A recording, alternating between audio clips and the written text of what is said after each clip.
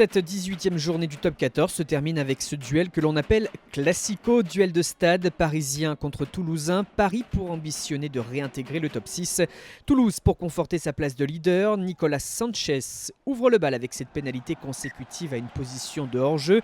Mais les joueurs de la capitale sont malmenés par ceux du Capitole. Beaucoup de fautes commises par les locaux et ce carton jaune sorti contre Alexandre Flancard. Le Stade Toulousain en profite pour demander la mêlée, un secteur où il domine. Sébastien Bézi hurle assez gros de justement avancer et l'avancée très nette. Gillian Galland se détache et marque le premier essai.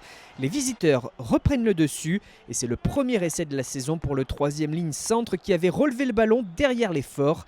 Une différence qui se fait d'ailleurs à 15 contre 14.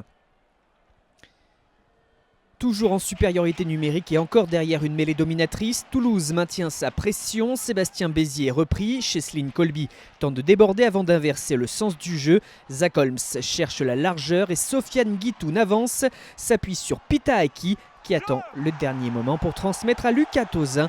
Nouvel essai des Toulousains qui font le break.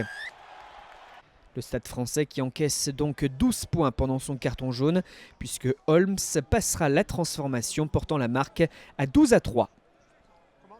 Voilà le réveil des Parisiens. Pas beaucoup de situations nettes, ni même de véritables occasions dans cette première période pour eux, si ce n'est ce mouvement peu avant la demi-heure sur lequel Reinhard Hellstadt se met à la faute. C'est surtout ce plaquage haut qui est sanctionné, davantage que les positions de hors-jeu et ce nouveau carton jaune sorti par monsieur l'arbitre.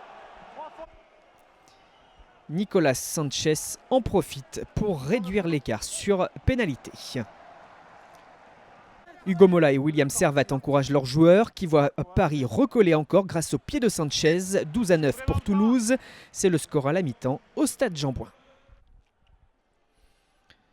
Le Stade Toulousain concentré, conscient du possible coup à faire malgré l'absence de ses internationaux. Et cette pénalité de Zach Holmes au retour des vestiaires remet dans le droit chemin sa formation. Moins de rythme quand même durant cette seconde période et un Stade français sous pression sur cette touche. Devant son embut, Sékou Makalou qui ne peut capter et le contre-ruck qui se dessine. La puissance d'un Pioula face à Lélé fait le reste sur le fermé après un service de son demi de mêlée. Malgré les retours de Julien Arias et d'Arthur Coville, le sourire a raison pour le troisième ligne car il n'y a pas de passage en touche, on va le revoir. Le ballon est aplati avant de sortir des limites du terrain. Et c'est l'essai du bonus offensif.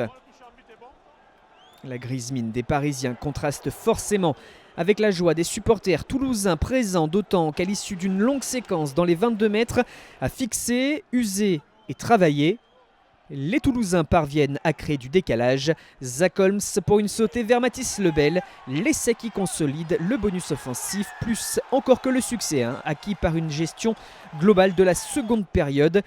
C'est donc un record d'invincibilité battu par les Toulousains, désormais sur une série de 12 matchs sans la moindre défaite et qui conforte plus que jamais leur place de leader. Les Parisiens sortent quant à eux du top 6 après cette défaite. Score final de 28-9.